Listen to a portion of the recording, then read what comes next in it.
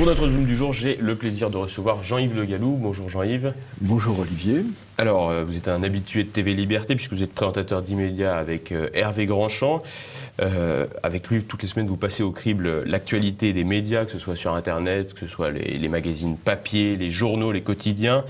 Et vous étiez aussi à l'initiative pour les Bobards d'Or. Alors, comment se sont passés les Bobards 2018 ? Je crois très bien, avec un public nombreux, 700 personnes dans le théâtre du Gymnase, un public enthousiaste et un public qui a voté pour les meilleurs bobardeurs, les meilleurs menteurs médiatiques de l'année. Et donc, il y a eu à peu près l'ensemble de la presse récompensée pour l'affaire Théo, avec un bobard d'argent, et le bobard d'or pour Yann Moix. Vous savez, Moix, Ox, comme le mensonge est dans le nom en quelque sorte, puisqu'il nous avait expliqué que les migrants de Calais, les migrants entre guillemets, étaient persécutés par des policiers barbares, qu'il avait les images alors qu'il n'a pas les images, et que tous ces gens-là venaient en France parce qu'ils adoraient la France et qu'ils connaissaient Victor Hugo par cœur. Donc là, il avait fait très très fort et donc il a été récompensé par le public. C'était les premiers bobards Macron, sous l'ère Macron en tout cas. Alors, comment vous sentez l'évolution médiatique, comment vous sentez les médias, les journalistes depuis l'arrivée d'Emmanuel Macron au pouvoir ? Écoutez, je crois qu'on peut parler d'un PDM. Un PDM, le PDM, c'est le parti des médias et c'est aussi le parti de Macron. Il y a une espèce de fusion. D'ailleurs, j'observe que 3 grands dirigeants politiques sont maintenant extrêmement critiques sur les médias. Je veux parler de Marine Le Pen, je veux parler de Wauquiez, je veux parler de Mélenchon. C'est-à-dire, 3 grands dirigeants politiques qui sont maintenant très critiques sur les médias. Mélenchon va même très loin, puisqu'il dit que la haine des journalistes est tout à fait justifiée. Donc il va très loin. Ça veut dire quoi ? Ça veut dire que le parti des médias, il se réduit au parti du pouvoir. C'est un peu la France, c'est en train de devenir la Corée de l'Ouest.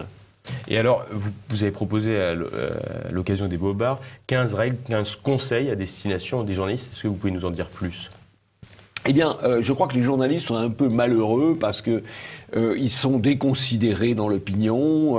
L'opinion croit de moins en moins aux médias. Et puis, on voit quand même circuler beaucoup d'expressions critiques sur les journaputes, des choses, les journalopes, des choses qui sont un peu blessantes pour eux. Et ils se crispent, alors qu'ils ne devraient pas se crisper. Ils devraient comprendre la colère légitime contre eux, parce que ils sont partiaux. Ils sont souvent malhonnêtes intellectuellement, ils propagent des bobards de politique intérieure, des bobards de politique sociétale, des bobards de guerre, et donc tant qu'ils ne changeront pas et qu'ils ne reviendront pas à une conception plus honnête, plus équilibrée de leur métier, plus, je dirais pas impartiale, mais en tout cas, le principal reproche, moi je crois qu'on peut leur faire, c'est de ne pas donner les différents points de vue dans une affaire, quelle qu'elle soit. Leur métier, ce devrait être de donner le point de vue, les différents points de vue. Or, ils ne donnent toujours qu'un point de vue, c'est le point de vue politiquement correct. Donc, premier conseil, élargir leur vision des choses, regarder à 360 degrés, donner les différents points de vue, ne pas avoir un seul angle de vue. Autre conseil ? Autre conseil, respecter les faits. Respecter les faits. Bon. Je pense que quand il y a une manifestation sur une place, la place, elle n'est pas à géométrie variable, suivant que c'est des amis qui manifestent ou des gens politiquement incorrects qui manifestent. Il faut avoir les mêmes évaluations pour les gens de droite, les gens de gauche, le politiquement correct, le politiquement incorrect. Puis il faut aussi reconnaître ses erreurs et éviter de les renouveler. Est-ce que vous reconnaissez qu'il y a quand même des journalistes qui travaillent bien, en dehors, disons, de ce qui serait convenu d'appeler la réinfosphère ? Est-ce que vous trouvez qu'il y a quand même des journalistes qui valent plus que d'autres ? Il y a quand même encore de bons journalistes ou pas, selon vous ? Oui, mais ils ont beaucoup de mal à s'exprimer et, je dirais, à respecter totalement les règles déontologiques. Je vous donne un exemple. Il y a eu sur les Bobards d'Or il y a eu, dans la presse, on peut dire, mainstream, il y a eu très peu d'articles d'abord. Très très peu d'articles. Il y en a eu un dans Valeurs Actuelles. Enfin, Valeurs Actuelles, c'est déjà un média quand même assez dissident. Et il y a eu un article dans les Inrocks. L'article des Inrocks est plutôt correct, un peu ironique, mais enfin bon, ça c'est normal. Simplement, ils ne mettent pas des liens sur l'argumentaire des bobards. Ils ne permettent pas à leur public d'accéder directement à la source. Ils mettent des liens déviés. Par exemple, vous savez que l'AFP a obtenu le prix du jury. En dehors du prix du public, il y a eu un grand prix du jury attribué à l'AFP pour l'ensemble de son œuvre, c'est-à-dire un certain nombre de mensonges dans différents domaines. Eh bien, les Inrocks mettent un lien sur une erreur de l'AFP, qui est l'annonce de la mort de Martin Bouygues. Heureusement, il se porte encore bien. Donc, mais c'est une erreur. C'est pas un bobard délibéré, politiquement correct. Et on n'a pas cité d'ailleurs l'affaire Martin Bouygues pour attribuer le bobard à l'AFP. Donc, vous voyez, il y a un biais, d'honnêteté en l'occurrence là. Et encore dans un article. Je critique là les Inrocks, mais ils en ont parlé, ils ont fait un article qui est plutôt pas mal. Mais il y a un biais d'honnêteté. On ne renvoie pas le lien pour pas permettre l'accès direct aux faits. Et est-ce que, par exemple, vous pensez que dans de la presse écrite, il y a des journaux même qui vont plus dans le fond, qui eux sont plus honnêtes, comme par exemple, on pense au Monde diplomatique, qui source systématiquement, et finalement, ces journaux-là, comme le Monde diplomatique, qui peut paraître plus objectif, c'est pas accessible en fait.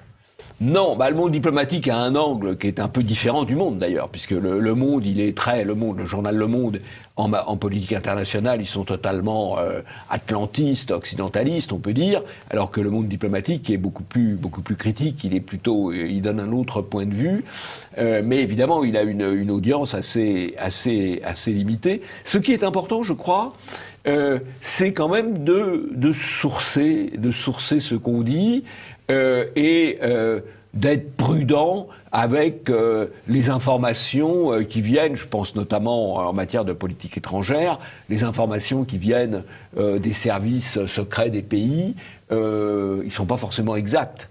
Moi, je veux bien qu'on soit critique vis-à-vis de ce qui émane de la Russie ou de la Syrie, c'est normal, mais il serait aussi normal d'être aussi critique, aussi distant vis-à-vis de ce qui vient des services américains ou des services britanniques. Or, il n'y a pas ça. Voilà.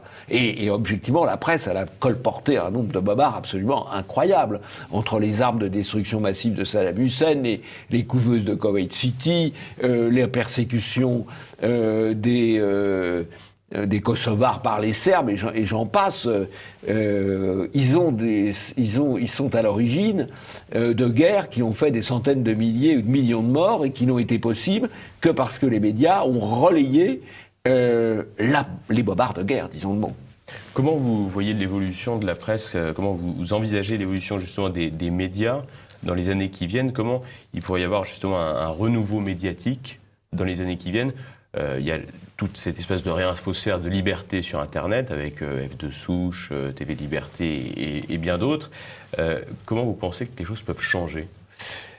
Écoutez, les choses ont déjà changé, puisqu'un certain nombre de faits qui étaient occultés sortent sur la réinfosphère, et ensuite, les médias mainstream sont quand même obligés de les prendre en compte. Regardez, dans une affaire récente, l'affaire des viols et des détournements de mineurs de Telford en Angleterre, Telford à côté de Birmingham.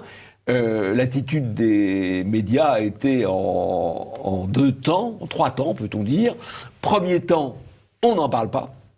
Deuxième temps, on est poussé, notamment l'AFP, par les médias alternatifs à en parler. On en parle, mais en occultant l'origine pakistanaise des criminels.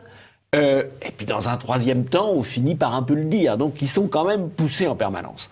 Mais en même temps qu'il y a ça, il y a une volonté de contrôler l'information et de persécuter, on peut dire, les médias alternatifs. Vous savez qu'il y a toute la technique dite de décodage pour traquer les fake news, qui est la politique officielle de monsieur Macron, de Kim Il-Macron, de traquer les fake news. Et alors il a chargé, c'est assez extraordinaire, il a chargé, si on regarde le calendrier, il a chargé de l'AFP d'une mission spéciale. Si on regarde le calendrier, que découvre-t-on ?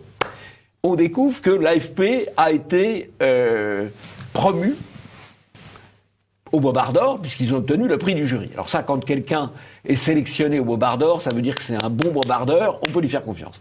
Eh bien, M. Macron décide de confier à l'AFP une mission d'évaluation officielle des fake news, des fausses nouvelles, et donc l'AFP va être chargée d'accorder des labels de vérité. Or, l'AFP a créé il y a quelques semaines d'ailleurs un poste de fact-checking qui s'appelle AFP Factuel, qu'ils ont confié à un journaliste d'extrême gauche qui était jusqu'ici chargé, entre guillemets, de l'extrême droite. Donc on a pris un journaliste militant, on l'a chargé de rétablir les faits et, à l'AFP, et maintenant le président Kim Il-Macron charge l'AFP de dire quels sont les faits exacts, quels sont les faits inexacts. C'est un peu l'agence TASS. Il y a une dérive un peu brejnevienne du pouvoir actuel, et il y a une connivence entre les médias et Macron. Encore une fois, je me répète, le parti des médias et le parti de Macron, c'est un peu la même chose. Pour nos téléspectateurs, pour qu'ils puissent retrouver ces 15 conseils, ces 15 règles journalistiques, où est-ce qu'ils doivent se rendre ? Alors, ils peuvent les trouver sur le site des Bobards d'Or ou sur le site de Polémia. Et enfin, une dernière question pour finir. Quel conseil donneriez-vous à un jeune qui veut, ou à un moins jeune, mais qui veut se lancer dans le journalisme ? De venir faire un stage à TV Liberté ? Mais encore ? Je pense que il faut d'abord travailler sur le terrain, apprendre un peu par la réinformation. On peut faire un stage à TV Liberté, on peut venir faire de la réinformation sur Radio Courtoisie, travailler apprendre le métier sur le tas, sûrement pas aller dans une école de journalisme qui sont chères et qui sont des écoles de déformation, puisque précisément dans les écoles de journalisme, on leur dit tout ce qui émane de l'AFP est vérité d'évangile, alors que l'AFP biaise des faits, biaise des chiffres. On a décrit, vous savez, la manœuvre, le Bobard par double dépêche, qu'ils font assez régulièrement, qu'ils avaient fait pour la Manif pour tous en Italie, qu'ils ont fait là pour la Marche pour la vie, c'est-à-dire on donne des chiffres de manifestations minorées en début et en milieu d'après-midi, les journaux reprennent les chiffres minorés et on donne les vrais chiffres trop tard. Et donc on dit, voyez, on a dit les vrais chiffres, on est honnête, sauf qu'ils les ont donnés après que ce soit utile. Et avant, ils ont menti. Eh bien, merci beaucoup Jean-Yves. Alors on peut retrouver vos 15 conseils sur le site de Polémia également ? Sur le site de Polémia et sur le site des Bobards d'Or. Donc il suffit de taper Polémia ou Bobards d'Or, 15 conseils et ça sort tout de suite. Merci beaucoup Jean-Yves.